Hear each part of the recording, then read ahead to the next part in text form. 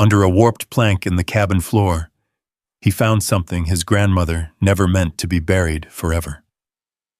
The screwdriver slips under the warped floorboard, and the wood groans like it doesn't want to let go.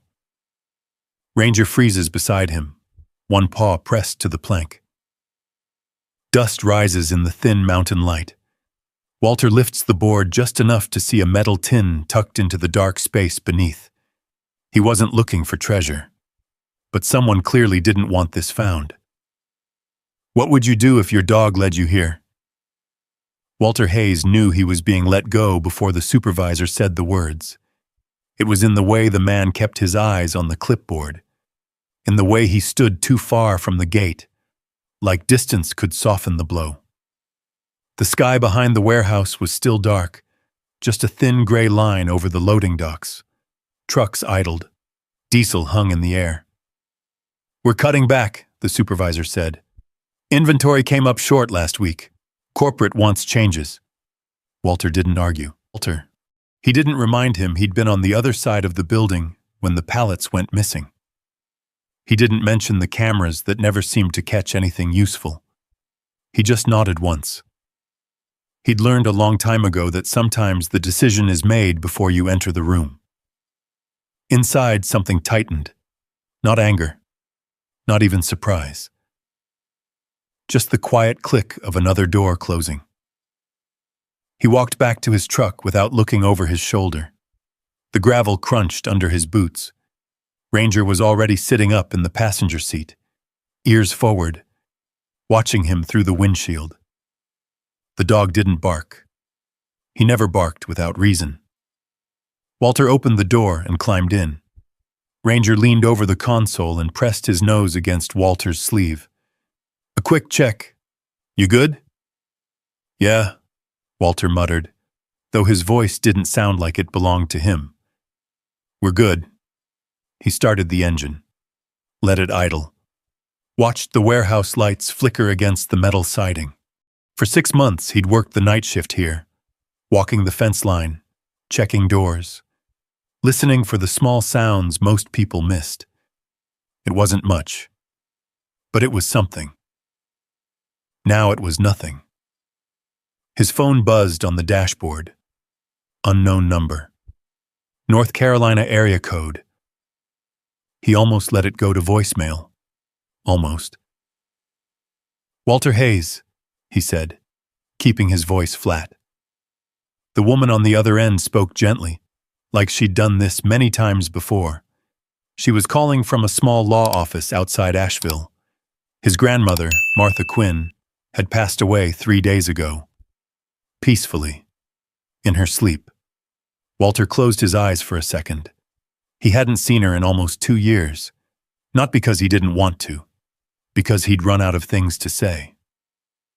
The woman continued. There was a property, a cabin in the mountains. His grandmother had left it to him. "It's modest," she said, "but it's yours." Walter looked at the cracked windshield, at the faint line of dawn breaking over Tennessee. He felt nothing. "Thank you," he said. When the call ended, the truck seemed too quiet. Ranger shifted closer, his body warm against Walter's leg. "A cabin," Walter said softly. "You ever live in a cabin, Ranger?" The dog tilted his head, just slightly. Walter drove out of the lot as the shift change cars began to pull in. No one waved. No one stopped him. By mid-morning, he'd parked at a rest stop off the interstate. He sat in the driver's seat, hands resting on the wheel. The envelope from the law office lay on the dash, folded map inside. North Carolina, Appalachia, 2 states over. He traced the thin blue line of highway with his finger. "If you've got nowhere else," he murmured, "at least it's a roof." He leaned the seat back and closed his eyes. He meant to rest for a few minutes. The slam of a car door somewhere nearby snapped him upright. His heart kicked hard. His hand went for the center console before his brain caught up. He was already halfway turned, scanning the mirrors, looking for movement. Contact? No. Just a family unloading coolers from a minivan. He exhaled slowly. The world came back into focus. Picnic tables, vending machines, Ranger's steady breathing. "You're not in the AO," he told himself under his breath. "You're in a parking lot." Ranger had moved without sound. He stood between Walter and the window, posture alert but calm, waiting for instruction. Walter reached out and rested a hand on the dog's back. Solid. Real. "I'm fine," he said. "Stand down." Ranger lowered himself, but his eyes never stopped watching the lot. Walter wiped a hand down his face. The reflexes hadn't left. Maybe they never would. By late afternoon, he was back on the road. He didn't stop at his apartment. There wasn't much left there worth packing. A duffel bag, a toolbox, a few framed photographs he hadn't looked at in months. He loaded what he needed, left the rest. When the sun began to sink, he pulled into an empty grocery store lot. Tennessee humidity pressed heavy against the windows. Ranger circled twice in the back seat before settling down. Walter stepped out and leaned against the hood. The sky was turning orange, then purple. He could almost see the mountains in his mind, even though they were hours away. His grandmother had loved those hills, said they kept secrets better than people did. He hadn't understood that when he was younger. He unfolded the map again. The road narrowed near the end. Wound up through forest land. No major highways, just county routes and gravel. A place you didn't end up by accident. Ranger hopped down beside him and sat. Close enough that their shoulders touched. Walter looked down at the dog. "Guess it's just us," he said. Ranger's tail thumped once against the pavement. Walter folded the map and slid it into his pocket. He didn't feel hopeful.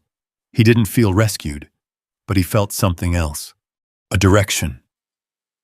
The warehouse lights were miles behind him now. The last shift was over. He climbed back into the truck, started the engine, and turned toward the highway. If he had nothing left to lose, then maybe a cabin in the mountains was enough reason to keep driving.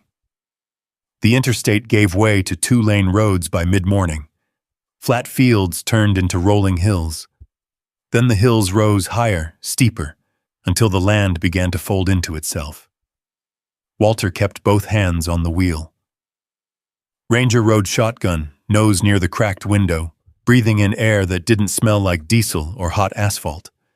By the time the state line passed behind them, the sky felt closer.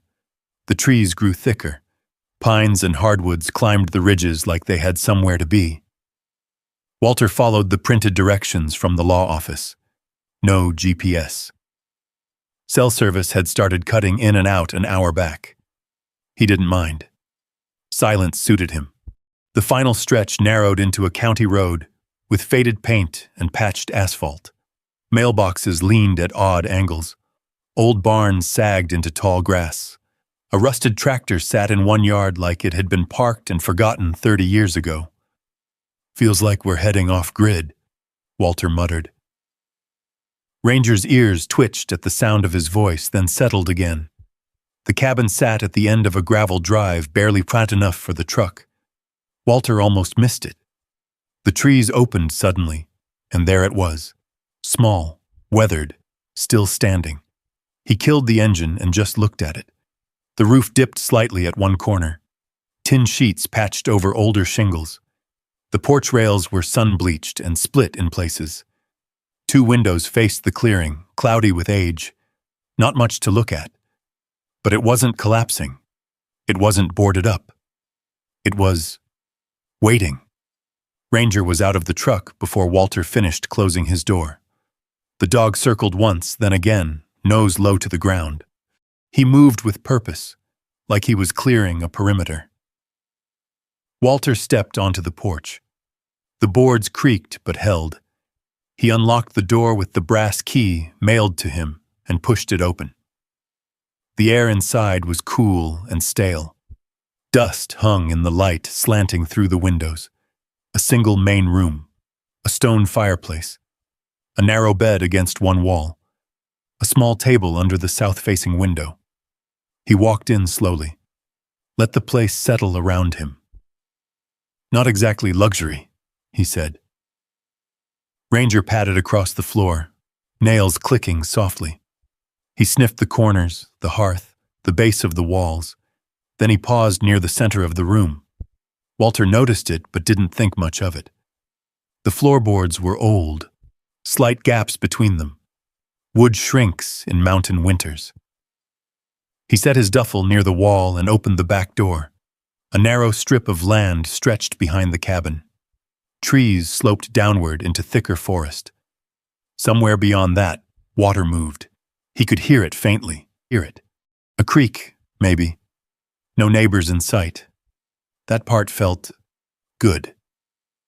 He walked back inside and tested the light switch. Nothing. There was a breaker box near the door. He flipped it open. A few switches were on, a few off. He tried them. Still nothing. "Guess we're keeping it simple," he said. The sink dripped once when he turned the handle. Brown water coughed out, then ran clearer. He let it run for a full minute before shutting it off. Cabin life. By late afternoon, he'd opened the windows and swept the worst of the dust into a pile. Ranger followed him everywhere, but every few minutes the dog drifted back toward the same patch of floor near the table. Walter leaned on the broom and watched him. "What's got you?" Ranger lowered his nose to the boards, sniffed, stood still, then moved away. Walter shook his head and went back to work. The sound of tires on gravel made him straighten. A white county truck rolled slowly into the clearing. The door opened, and a man in his 50s stepped out, ball cap pulled low, clipboard tucked under one arm. Walter stepped onto the porch. "Afternoon?" the man called out. "You must be Hayes." "That's me." "Eli Turner, County Land Survey. Just doing some courtesy stops, making sure folks know there's been some talk about updated forestry zoning in this area." Walter crossed his arms loosely. "Updated how?" "Nothing dramatic," Eli said with a small shrug. "Mostly paperwork, some boundary clarifications. Logging companies been reviewing access routes on nearby parcels. Standard stuff." "Standard stuff," Walter nodded once. "Appreciate the heads up." Eli glanced past him into the cabin. His eyes flicked over the roofline, the tree line, the slope behind the property. "You planning on staying long?" he asked. Walter didn't answer right away. He hadn't decided that himself.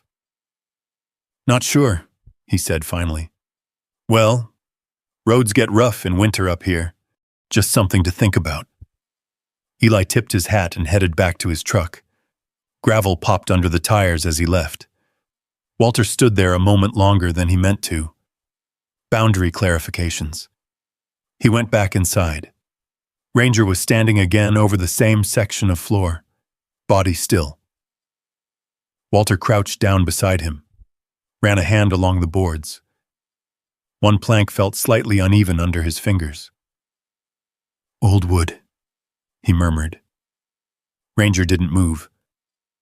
As dusk settled, the cabin cooled quickly. Walter built a small fire in the stone hearth using leftover split logs stacked outside.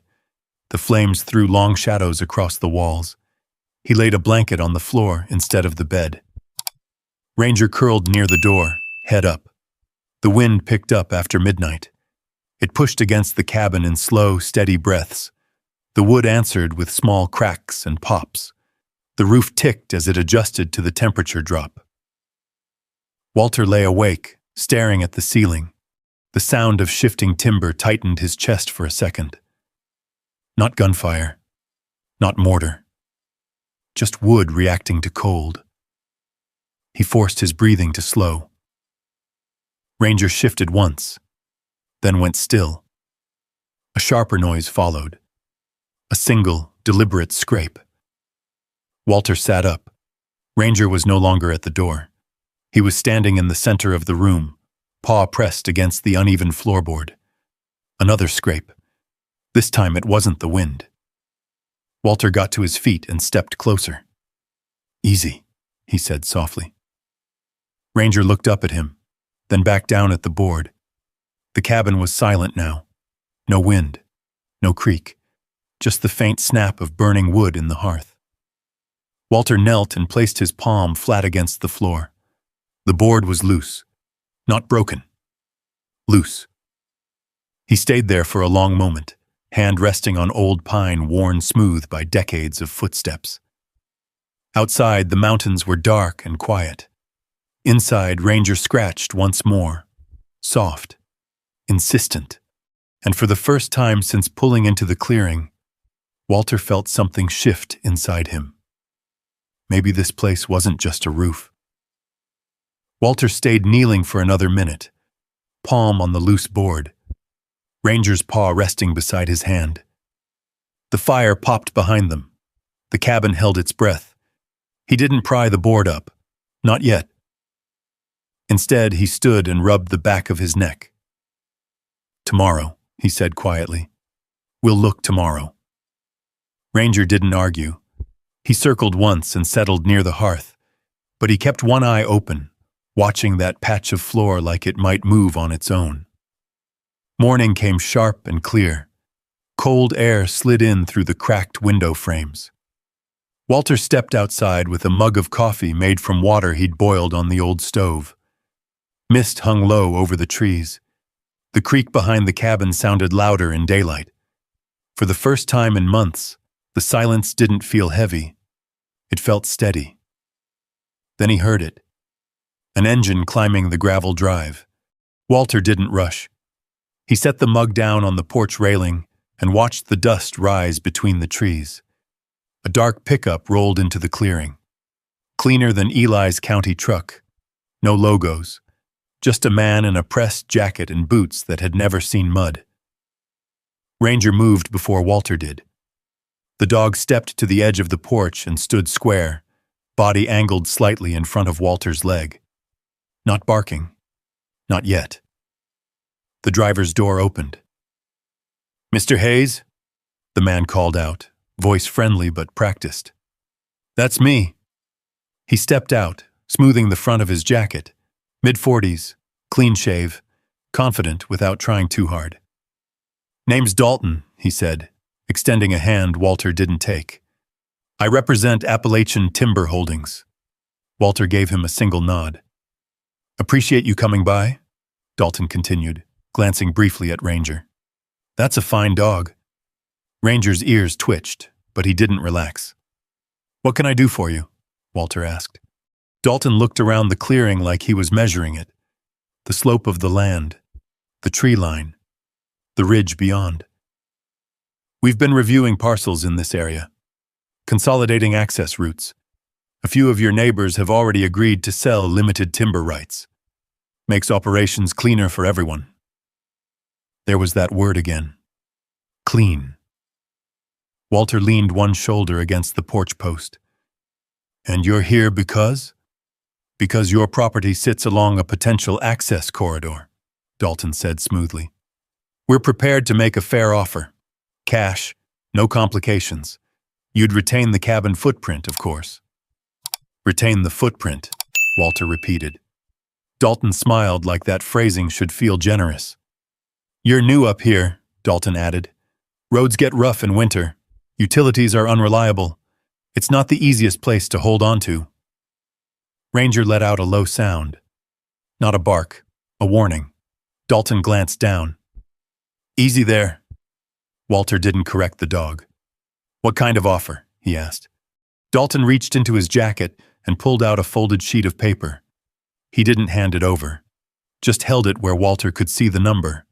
It wasn't life-changing money, but it would clear the truck note, pay off the last of Walter's credit card debt, leave enough to rent something small near town, enough to walk away clean. Walter felt the weight of it. He imagined packing the duffel again, driving until the mountains disappeared in the rearview mirror. He imagined sleeping in the truck one more night. Ranger shifted closer to him, shoulder brushing Walter's thigh. Walter kept his eyes on Dalton. "I just got here," he said. Dalton shrugged lightly. "Which makes it simpler. No attachments yet." "No attachments." Walter looked over his shoulder into the cabin. The dust he'd swept into a corner, the firewood stacked near the door, the loose floorboard near the table. No attachments. "You'd need to sign within the month," Dalton added. "Survey adjustments are moving forward soon." Survey adjustments.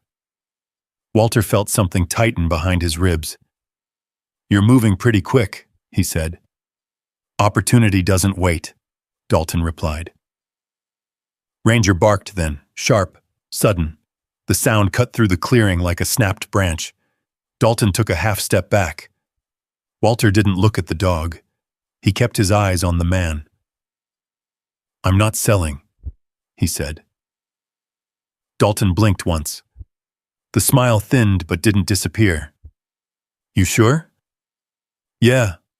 Dalton folded the paper slowly and slid it back into his pocket. "Well," he said, voice still smooth, "if you change your mind, my card's on the kitchen table." Walter frowned. "You haven't been inside." Dalton held his gaze for a second too long. "Figure of speech," he said lightly. Then he reached into his jacket and actually pulled out a business card, setting it on the porch railing. He walked back to his truck without another word. The engine started. Gravel sprayed under the tires as he reversed out of the clearing. Walter didn't move until the dust settled. Ranger was still standing rigid, staring at the empty space where the truck had been. "Stand down," Walter said softly. The dog didn't relax right away. It took a few seconds. Walter picked up the business card. Appalachian Timber Holdings. Regional Acquisitions. He flipped it over, blank on the back. Inside the cabin, the air felt different, tighter. Walter shut the door and leaned against it. "Limited timber rights," he muttered. "Access corridor." He walked to the table. Ranger was already there. The dog lowered his nose to the same board as before. Paw pressed down. Scrape, scrape. Walter stared at it. "You think that's why he's in a hurry?" he asked quietly. Ranger didn't look up. The cabin was still. No wind, no engine noise. Just the faint tick of cooling metal in the stove. Walter crouched and ran his fingers along the seam of the board. It shifted under light pressure. Not nailed down tight. Not sealed. He stood again and walked to the window, looking out at the ridge. Dalton had said survey adjustments were moving forward soon. He thought about the way the man had scanned the property, the slope, the trees, the land beyond the creek. He thought about Eli Turner's quiet warning the day before. Boundary clarifications. Ranger scratched again, harder this time. Wood rasped against wood. Walter let out a slow breath. "All right," he said. He went to the toolbox near his duffel and pulled out a flathead screwdriver. Ranger stepped back just enough to give him space, but he stayed close. Close enough that their shoulders nearly touched. Walter slid the tip of the screwdriver into the seam and applied steady pressure. The board lifted easier than it should have. He paused, listened. Nothing outside, just birds shifting in the trees. He eased the board up another inch. Dust fell into the narrow gap. Ranger's body went still again, focused. Walter set the board back down gently. "Not like this," he murmured. Not rushed. Not because Dalton showed up with a number on a piece of paper. He stood and walked to the sink, splashing cold water over his face. When he looked up at his reflection in the cracked mirror, he saw something he hadn't seen in a while. Not defeat. Alertness. Dalton hadn't come for a lonely cabin in the woods. He'd come for something specific, and Ranger had found it first. That night, the fire burned low. Walter sat at the table, business card in front of him, loose floorboard just inches away. Ranger lay beneath the table, head resting across Walter's boots. The cabin wasn't just a roof, and whatever was under that board wasn't just old wood. It was why someone wanted him gone. Walter didn't sleep much that night. The fire burned down to embers. Ranger never moved far from the table. Every time the dog shifted, his nails brushed the loose board. By morning, the decision was made. Walter set the coffee tin on the stove and let the water heat slowly. He didn't rush. Didn't want whatever was under that floor to feel like panic. He fed Ranger first. Watched the dog eat, calm but alert. Then he carried the toolbox to the table. "All right," he said quietly. "Let's see what Grandma was sitting on." Ranger stood before he did. Walter knelt and slid the screwdriver back into the seam. This time he didn't stop halfway. He eased the board up inch by inch until it lifted free. Dust rose in a soft cloud. Underneath wasn't empty space. There was a shallow cavity, boxed in with rough pine. Old newspaper lined the bottom, brittle and yellowed, and resting in the center was a small metal tin, the kind once used for tobacco. Walter stared at it for a long second. "Not gold," he muttered. "Not diamonds."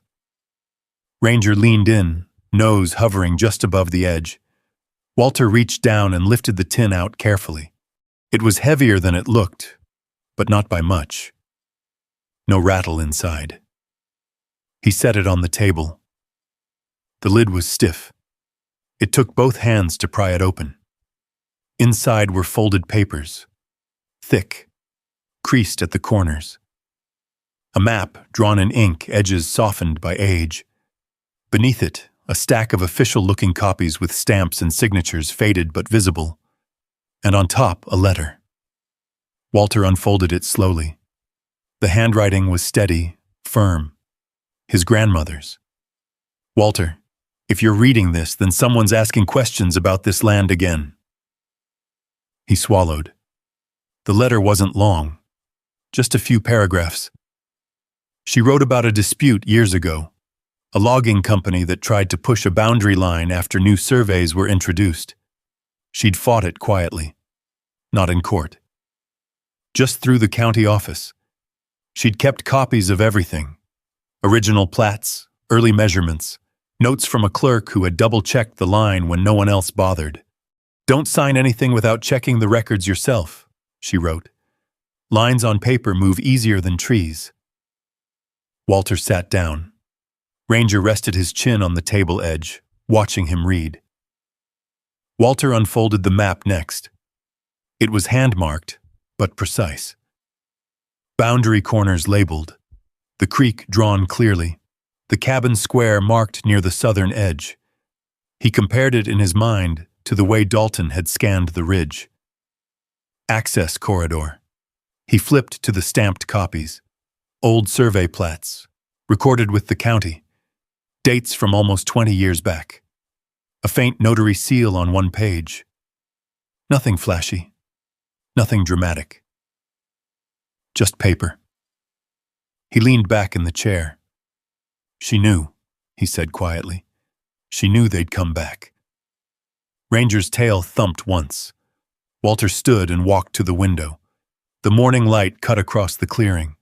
Same trees, same slope. Nothing looked different. But it felt different now. This wasn't about timber money. This was about a line.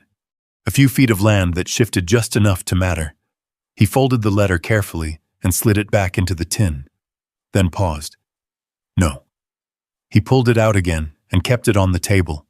He grabbed his jacket. "Trip to town," he said.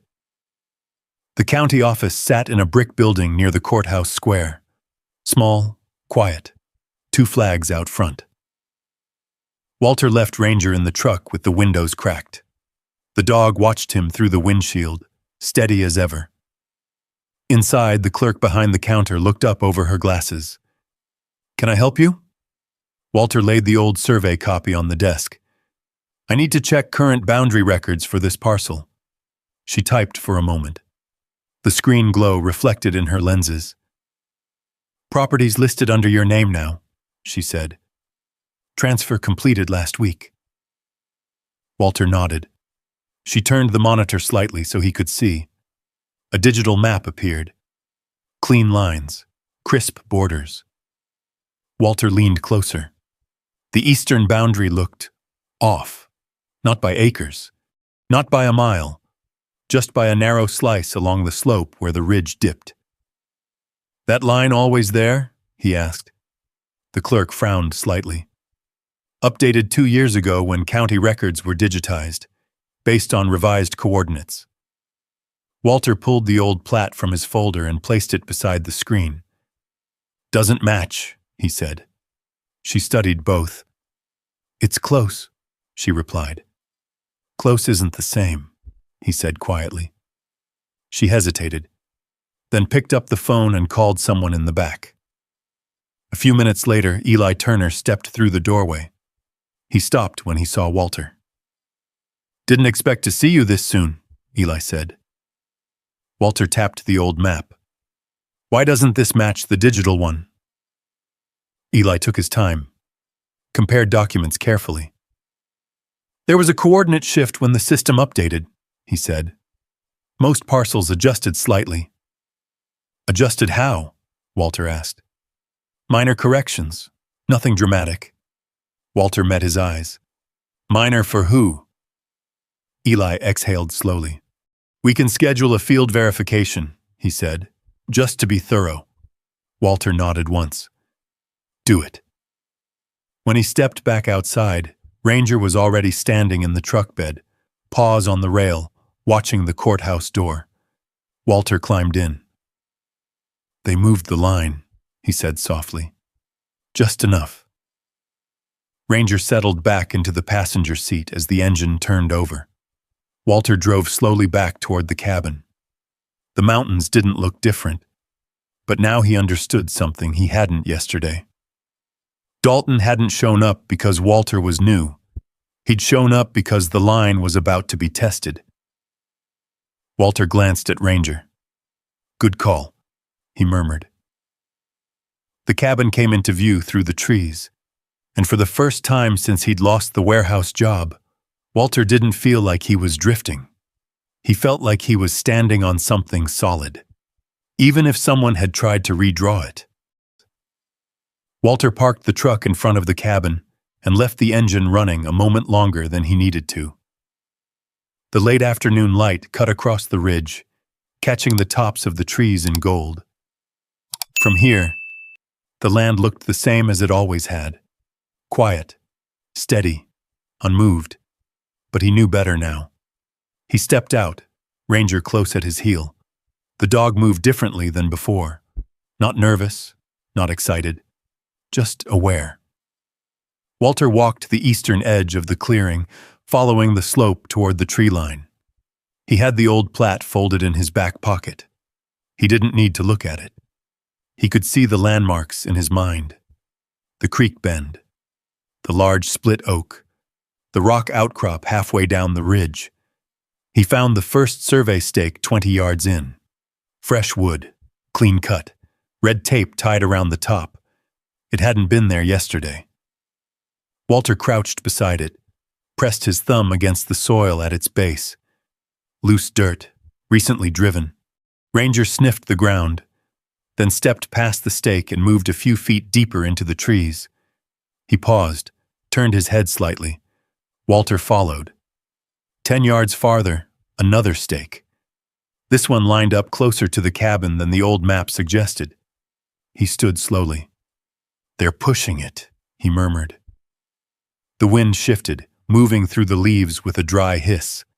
For a split second, the sound caught in his chest like static over a radio. His shoulders tensed, his breathing shortened. He closed his eyes. Not contact, he said quietly to himself. Just wind. Ranger returned to his side and leaned against his leg. Solid weight, present. Walter exhaled. He pulled the old map from his pocket and held it up, sighting along the ridge. The hand-drawn line followed the creek curve precisely. The digital version at the county office cut across the slope at a cleaner angle. cleaner. He walked back to the porch and sat on the top step. Ranger lay beside him, head resting on his boots. After a few minutes, the distant hum of an engine drifted through the trees. Walter looked up. A flatbed truck moved slowly along the gravel road, passing the clearing without stopping. On the side door, a small logo. Appalachian Timber Holdings. Not Dalton's truck, field crew. They didn't turn in, just drove by, but not fast. Walter watched until the sound faded. "They're mapping," he said. He went inside and set the old plat beside the stamped copies from the tin. Spread them across the table carefully. The late light from the window fell across the ink lines. The difference wasn't dramatic, just a slight shift inward. A few feet. Enough to give access to a natural path through the ridge. A path wide enough for equipment. Walter ran a hand over his face. He wasn't a lawyer. He wasn't a surveyor. He was a former infantryman who'd spent years reading terrain through optics and heat haze. But he knew ground, and he knew when someone was testing it. His phone buzzed. Unknown number. He let it ring once, twice, then answered. "Walter Hayes." "Mr. Hayes," Dalton's voice came smooth and steady. "Just wanted to follow up. Make sure you had time to consider the offer." Walter stared at the map. "I said no." "I understand," Dalton replied. "But circumstances change. Field verifications can take time. You might find it simpler to settle now rather than drag things out." Walter's jaw tightened. "I requested the verification," he said. "Yes, you did." Silence lingered for a moment. "I'd hate for this to become uncomfortable," Dalton added. Walter's gaze shifted to the window, the ridgeline, the stakes in the soil. "It already is," he said. Dalton let out a soft breath, not quite a laugh. "Well, you have my number." The call ended. Ranger lifted his head, watching Walter closely. Walter set the phone down on the table. "They're moving quick," he said. He walked back outside as dusk settled over the clearing. The stakes caught the last light like thin bones rising from the earth. He knelt beside the first one and tugged gently. It didn't move, driven deep. He looked toward the cabin. The loose floorboard waited inside. The letter. The old map. His grandmother had kept records because she knew memory wasn't enough. Walter rose and walked the line again, counting paces, matching them to the old plat. Halfway down the ridge, Ranger suddenly broke away and ran ahead. "Ranger!" Walter called. The dog didn't bark, didn't whine, just moved with purpose. Walter followed quickly, boots sliding slightly on the loose leaves. He found Ranger near a coil of thin steel wire partially hidden in the brush, one end tied to a sapling, the other stretched low across a narrow path. Walter's stomach tightened. Ranger stepped forward, and the wire caught lightly against his front leg before snapping loose from the slack knot. The dog yelped once, more startled than hurt. Walter was at his side in seconds. "Easy," he said, crouching low. He ran his hands over Ranger's legs, checking for cuts. A shallow scrape along the fur. No blood. Ranger stood steady, eyes fixed on the wire. Walter picked it up carefully. Survey wire. The kind used to mark temporary lines before driving stakes. But this one had been pulled tight across a walking path, low enough to trip someone who wasn't watching. He looked up at the ridge. "They're marking fast," he said quietly. He coiled the wire and carried it back toward the cabin. By the time he reached the porch, the sky had gone deep blue. Crickets started up in the brush. The world looked calm again. Walter sat on the step. Ranger pressed close against him. For months, he'd drifted from one job to another, one parking lot to the next, taking what came, letting things slide past. This wasn't sliding. This was a line being nudged. He stared out at the stakes, barely visible in the dark. "They think I'll fold," he said softly. Ranger rested his chin on Walter's knee. Walter looked down at the dog. Not this time. Inside the cabin, the maps waited on the table. The old ink line steady, the new digital line clean and sharp. Somewhere between them, a few feet of land had shifted. Walter reached down and scratched behind Ranger's ear. Tomorrow, the verification would be scheduled. Tonight, the cabin felt less like shelter and more like a position, and Walter was done retreating. He was up before sunrise. The mountains were still gray, holding on to the last of the night. Frost clung to the grass along the clearing. Ranger stood at the edge of the porch, staring toward the ridge like he hadn't slept either. Walter grabbed his jacket and the old plat from the table. "Let's walk it again," he said. They moved toward the eastern boundary. The air smelled sharp, clean, almost metallic. The first stake was still there, red tape fluttering in the light wind. Walter crouched and studied the soil again, more disturbed than yesterday. Boot prints nearby. Not his. Ranger sniffed hard, then lifted his head toward the slope. Walter followed the line deeper into the trees. Halfway down the ridge, he heard it. Voices, low, carried through the brush. He stopped. Ranger froze instantly, body going still beside him. Walter stepped quietly to the side of a thick oak and looked downslope. Two men in work jackets stood near a tripod survey instrument. One held a measuring rod. The other checked something on a tablet. Appalachian Timber logo on the truck parked farther back. Not Eli. Different crew. Walter didn't shout, didn't wave. He just walked down the slope at a steady pace. Both men looked up when they heard him. "Morning," Walter called. They exchanged a glance. "Morning," one replied. "We're just setting temporary reference points." "Nothing permanent?" Walter stopped a few feet short. "Temporary on whose authority?" The man with the tablet shifted his weight. "Companies coordinating with the county." Walter studied the ground around them. A fresh stake lay ready beside the tripod. "That line's wrong," Walter said calmly. The second man shrugged. "We go by the coordinates we're given." Ranger stepped forward then, positioning himself slightly in front of Walter's knee. Not aggressive, just there. The first man noticed the dog and took half a step back. "We're not here for trouble," he said quickly. Walter nodded once. "Then don't drive anything into my side of the ridge." The men hesitated. "Look," the tablet man said, lowering his voice. "We just follow the map. If you've got an issue, take it up with Dalton." Walter held his gaze. "I have." Silence stretched for a few seconds. The wind picked up, pushing through the trees. Finally, the man with the tripod sighed. "We'll mark but not set, but that fair?" Walter considered it. "Fair," he said. They packed up slower than they had set up. Ranger never took his eyes off them. When the truck pulled away, Walter stayed where he was. He walked to the spot where the tripod had stood and looked at the dirt. Fresh impressions. A faint indentation where a stake might have gone. He knelt and pressed his hand into the soil. Still soft. "They're testing," he murmured. Ranger moved ahead again, nose low.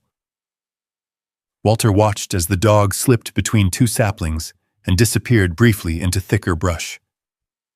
"Ranger?" he called. No answer. He followed quickly. The ground dipped slightly near the creek bend. Leaves covered the path, slick with frost. He saw the wire before Ranger did this time. Thin, almost invisible in the morning light. It stretched from one small tree to another at knee height. Walter stepped forward and grabbed Ranger's collar just as the dog moved. The wire caught lightly against Ranger's chest before slackening. Walter felt his pulse spike. He lowered himself slowly, eyes scanning the line. It wasn't tied tight, just looped loosely, but enough to trip someone moving fast. He unhooked it carefully. Ranger shook himself, annoyed but unhurt. Walter stood, holding the coil of wire in his hand. Survey marker wire again, but placed across a narrow trail that only someone walking the boundary would use. He stared upslope toward where the crew had been. "You don't leave that by accident," he said quietly. Ranger pressed against his leg. Walter felt the old reflex flicker again. That quick calculation, that need to respond immediately. He forced it down. This wasn't a firefight. It was paperwork and pressure. Still, the message was clear. He walked back to the clearing and laid the wire on the porch table beside the maps. His phone buzzed. Text message from an unknown number. "Hope you're staying safe up there. Mountains can be tricky. No signature." Walter stared at the screen. He didn't reply. Instead, he opened the Notes app and typed the time, the location, the crew, the wire. He wasn't just reacting now. He was documenting. Ranger lay beneath the table, eyes half closed but ears alert. Walter sat down heavily in the chair. "They think I'll get tired," he said. The cabin felt smaller suddenly. Not unsafe, just watched. He walked to the door and stepped back onto the porch. The ridge looked the same as it had the day he arrived. Birds moved between branches. The creek kept running. Nothing about it said conflict, and yet the line in the dirt had shifted twice in 48 hours. Walter folded the old plat and slipped it back into his jacket. "I asked for verification," he said to Ranger. "Now we wait." Ranger stood and came to his side. Walter looked down at him. "Stay close," he added. Not because he was afraid, because he was done letting someone else decide where he stood. The stakes in the ground might be temporary, but the pressure wasn't. And this time, Walter wasn't backing away from the line. The notice went up on the bulletin board outside the courthouse 2 days later. Community Forestry Review. Public comment, welcome. Walter read it twice. Ranger sat at his heel while a few locals came and went.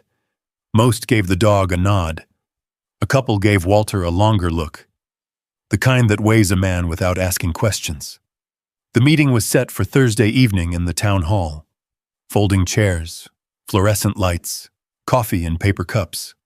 Walter hadn't spoken in a room like that in years, not since he left the service. He told himself it wasn't the same. No one here was armed. No one here was shouting orders. Still, his pulse felt different all afternoon. On Thursday, he parked beside the brick building just before sunset. Ranger stayed in the passenger seat, while Walter stepped out and looked at the entrance. "You good?" he murmured. Ranger's tail thumped once against the seat. Inside, the room smelled like old wood and burnt coffee. About 20 people sat scattered across the chairs. Farmers, retirees, a couple of younger families. At the front, a folding table held maps rolled into tubes. A projector hummed softly against the far wall. Eli Turner stood near the side, talking with a woman from the clerk's office, and Dalton stood near the maps, suit jacket again, polished shoes. He looked up when Walter entered, the smallest pause, then a polite nod. Walter chose a seat near the aisle. Ranger lay down at his boots, head resting across the tops of Walter's shoes. Calm. Steady. The meeting started with routine announcements, road maintenance, school funding, then the forestry review. Eli stepped forward first. He spoke plainly, explained the digitization update, the need to confirm boundary markers, nothing dramatic. Just procedure. Then Dalton took the floor.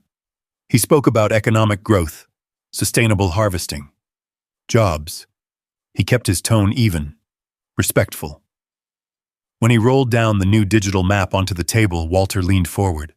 The clean line cut across the eastern ridge just like he'd seen at the county office. Dalton gestured toward it. "Minimal adjustment," he said, "mostly to align with updated coordinates." Walter felt Ranger shift slightly beneath him. The floor creaked when he stood. He hadn't planned a speech, didn't trust speeches. He walked toward the front. A few heads turned. "Name's Walter Hayes," he said. "I own the parcel along that ridge." Dalton stepped back, folding his hands loosely. Walter pulled the old plat from his jacket and placed it beside the digital printout. "This was recorded 20 years ago," he said. "Stamped. Filed." He tapped the hand-drawn creek line. "The new version cuts inside that boundary. Not by much, but enough." The room stayed quiet. Eli moved closer to the maps, studying both. "We've requested a field verification," Walter continued. "I'm not accusing anyone of anything. I'm asking that nothing be finalized until that's done." Dalton smiled faintly. "Of course, Mr. Hayes. Field checks are routine." Walter looked at him. "Then let's make sure it's official." A murmur moved through the room. One older man in a flannel shirt raised his hand. "You saying our lines might have shifted too?" Eli cleared his throat. "That's why we're here, to confirm." The air changed slightly after that. It wasn't anger, not yet. It was attention. Dalton adjusted his jacket. "We're not interested in disputes," he said. "Only clarity." Walter held his gaze. "Clarity's what I'm asking for." Ranger stood then, not barking, just rising and pressing close to Walter's leg. The dog's presence seemed to steady the space around them. The clerk at the table made a note. "Verification for Hayes' parcel to be prioritized," she said aloud. Eli nodded. Dalton's smile thinned. The meeting wound down after that. People lined up to glance at the maps. A few asked quiet questions. Some looked uneasy. Walter stepped aside, giving space. Dalton approached him near the door. "You're making this bigger than it needs to be," Dalton said softly. Walter didn't look away. "I'm making it visible." Dalton's eyes flicked down to Ranger. "Paperwork tends to favor those who move quickly," he said. Walter shrugged. "Good thing I asked first." Dalton held his stare for one long second. Then he walked out. Outside, the air felt cooler. The mountains stood dark against the fading light. Walter knelt beside Ranger. "You did good," he said quietly. The dog leaned into him. As they walked back to the truck, Walter felt something unfamiliar. Not victory, not relief, but balance. For the first time since the warehouse job ended, he hadn't just reacted. He had stepped forward. The ridge line wasn't settled yet. The stakes still stood in the dirt, but the conversation had shifted, and now the whole town knew where the line ran. Behind him, the lights in the hall went dark one by one. Ahead of him, the road back to the cabin curved into shadow. Walter climbed into the truck. "Verification's coming," he said. Ranger settled into the seat beside him. Walter started the engine and pulled onto the gravel road. Some lines are drawn in dirt. Some are drawn in front of witnesses.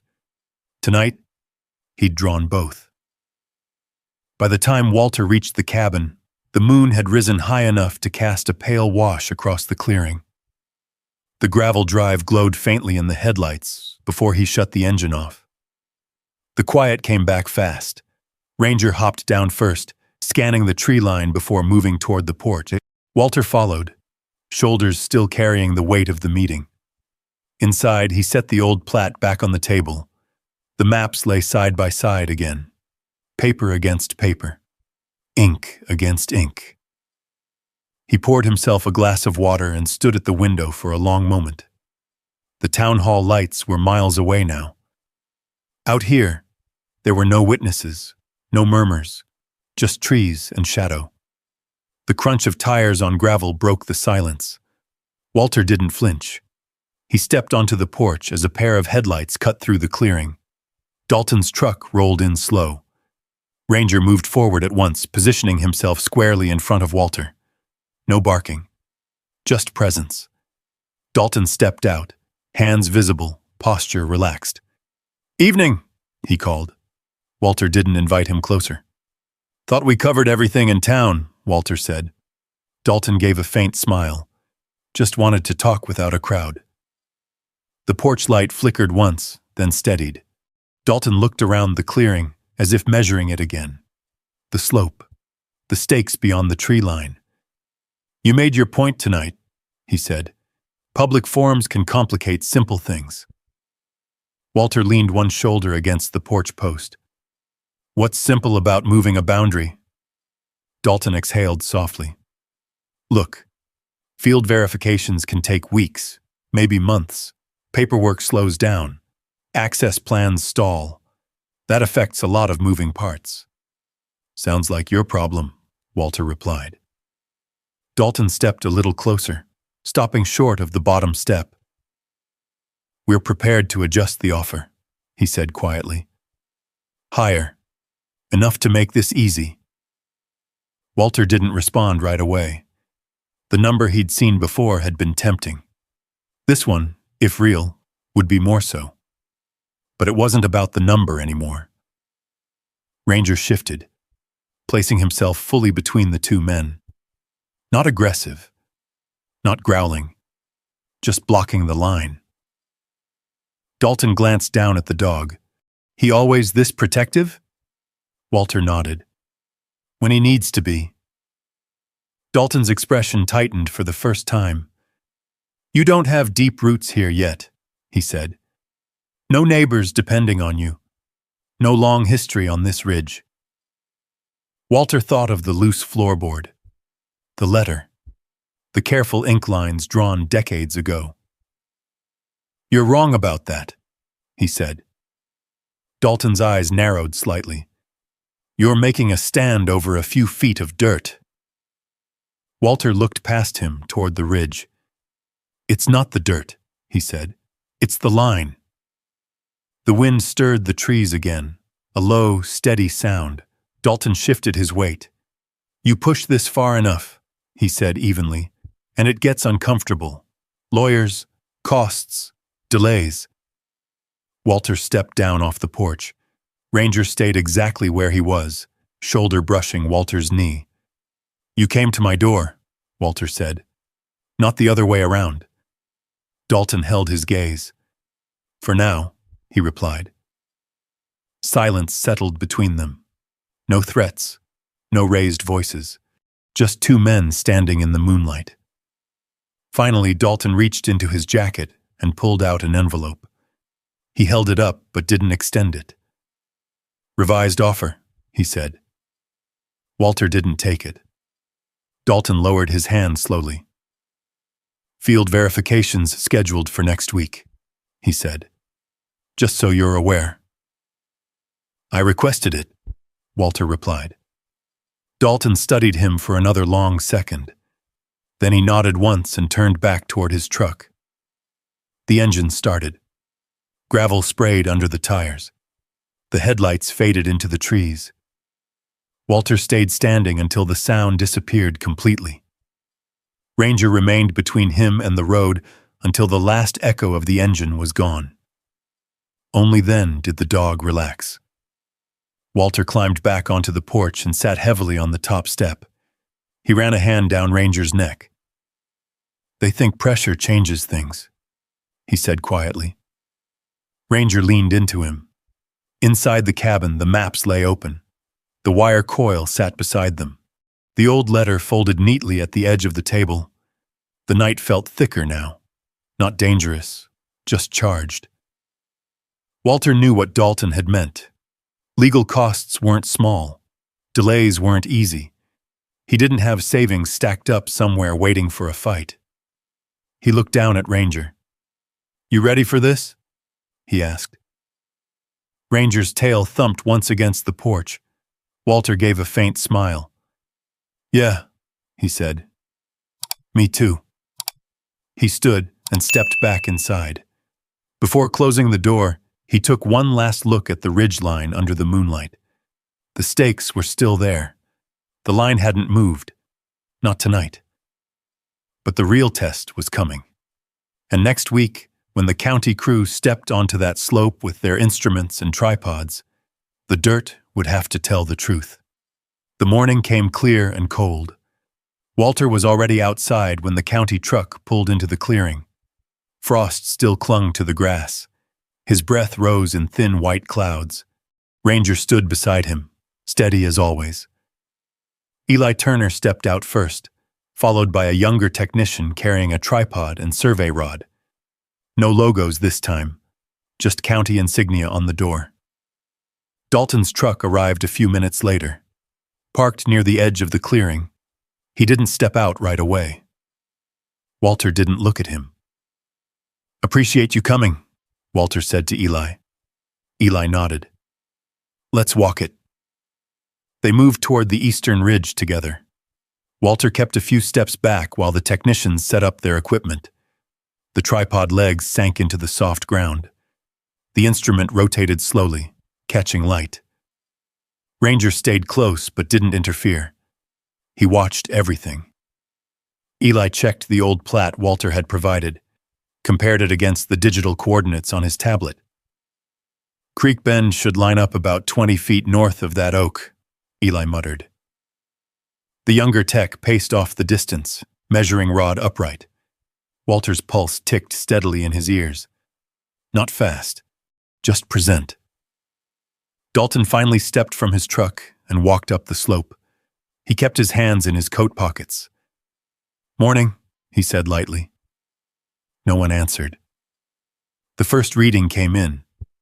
Eli frowned slightly. He adjusted the instrument and recalibrated. The second reading held. Walter watched the technician mark a spot with chalk. It landed closer to the creek, not where the fresh stake had been driven days before. Eli walked over to the existing timber stake and studied it. "This one's off," he said. "Off how?" Dalton asked calmly. "By about 6 feet," Eli replied. 6 feet. Walter didn't react outwardly. Inside, something steadied. The technician pulled the stake free. It slid out easier than expected. The soil around it was loose. Ranger sniffed the hole, then looked back at Walter.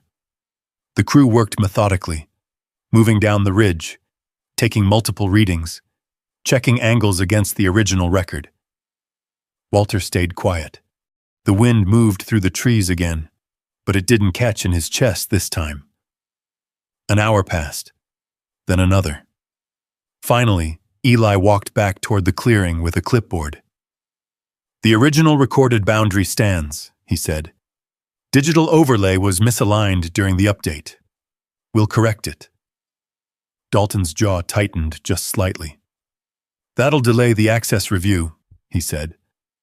"Accuracy comes first," Eli replied. Walter stood still, hands resting at his sides. No cheers, no raised voices, just a line placed back where it belonged. The crew began pulling the temporary markers. The red tape disappeared from the ridge one by one. Ranger followed the movement, watching each stake leave the ground. When the last marker came out, the slope looked untouched again. Dalton approached Walter as the trucks prepared to leave. "Congratulations," he said evenly. "You got your clarification." Walter met his eyes. "I asked for accuracy." Dalton studied him for a long moment. "This won't be the last boundary adjustment in this county," he said. "Maybe not," Walter replied. "But this one's done." Dalton gave a small nod and walked back toward his truck. Engines started. Gravel shifted. The vehicles rolled away, leaving the clearing quiet again. Walter stood there a few seconds longer.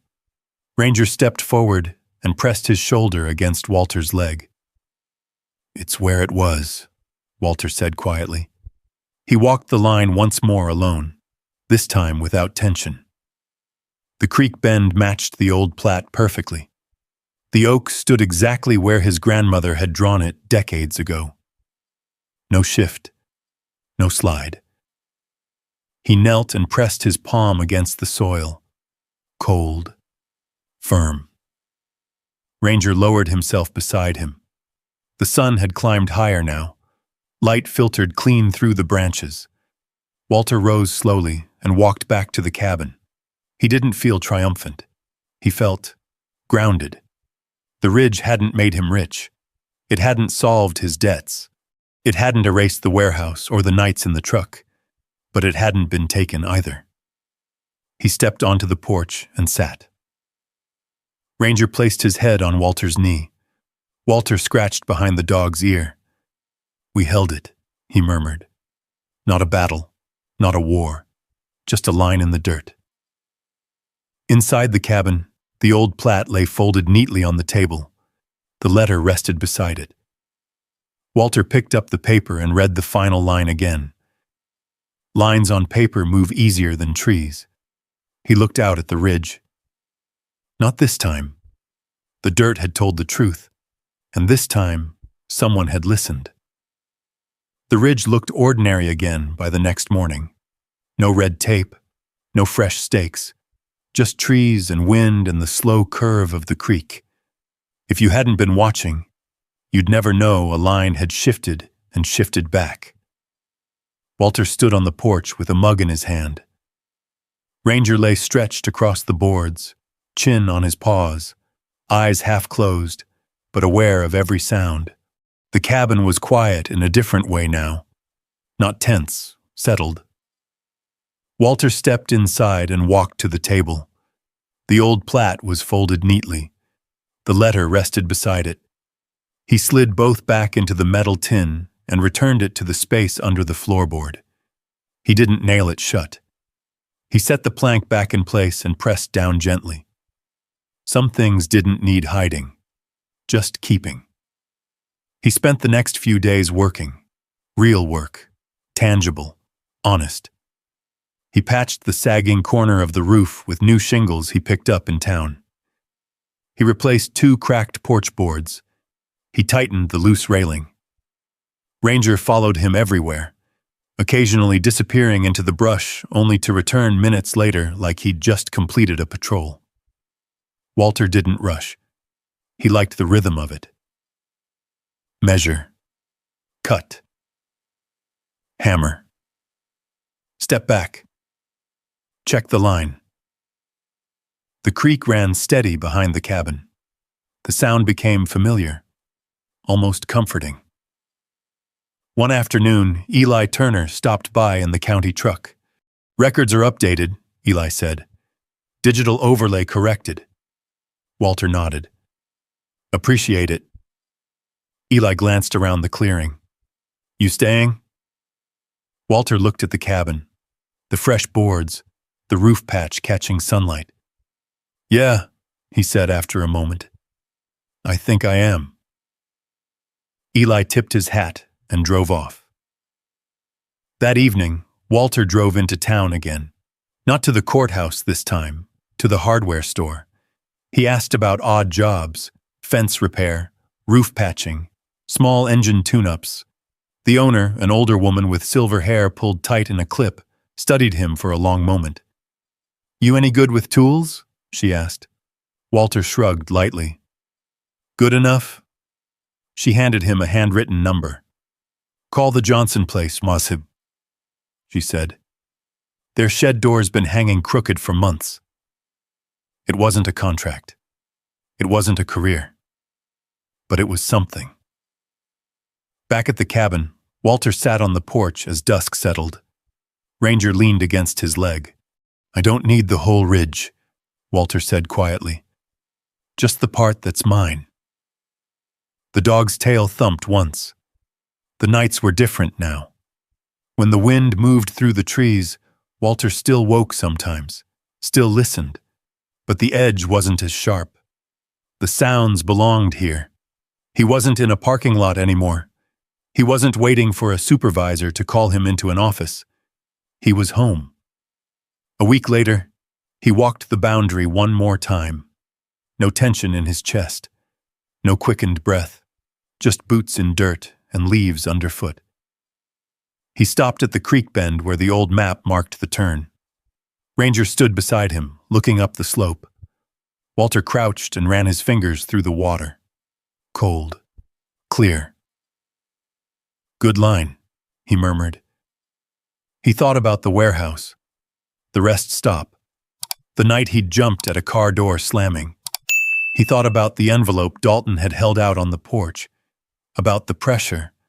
About the 6 feet that almost disappeared. He hadn't won a lawsuit. He hadn't made a fortune.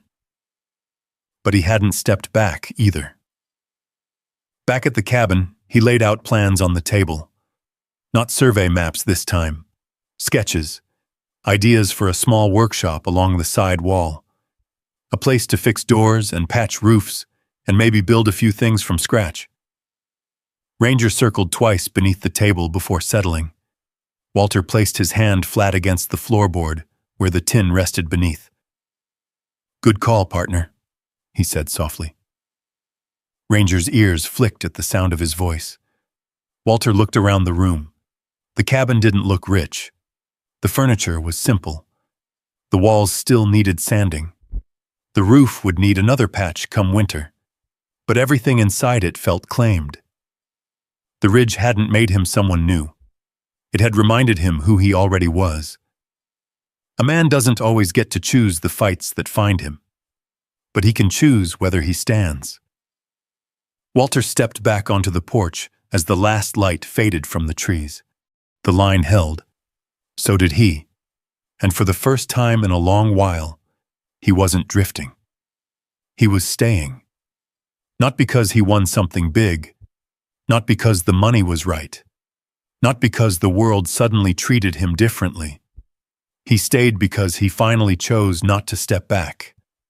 The line on that ridge was only a few feet of dirt. But for Walter, it was something deeper. It was the difference between drifting and deciding, between letting someone else define your worth and quietly standing where you belong. And Ranger never cared about paperwork or coordinates. He cared about his person. He stood between pressure and retreat. He reminded Walter that loyalty isn't loud. It's steady. It shows up. It holds the ground. Sometimes the fight isn't about winning. It's about not giving up what's yours, just because it would be easier to walk away. So here's a simple question for you. If you were in Walter's place, would you have taken the money and left? Or stayed and held the line? Tell me in the comments. And if stories like this mean something to you, stories about loyalty, second chances, and quiet strength, consider subscribing. There are more journeys ahead. Because sometimes, staying is the bravest move a person can make.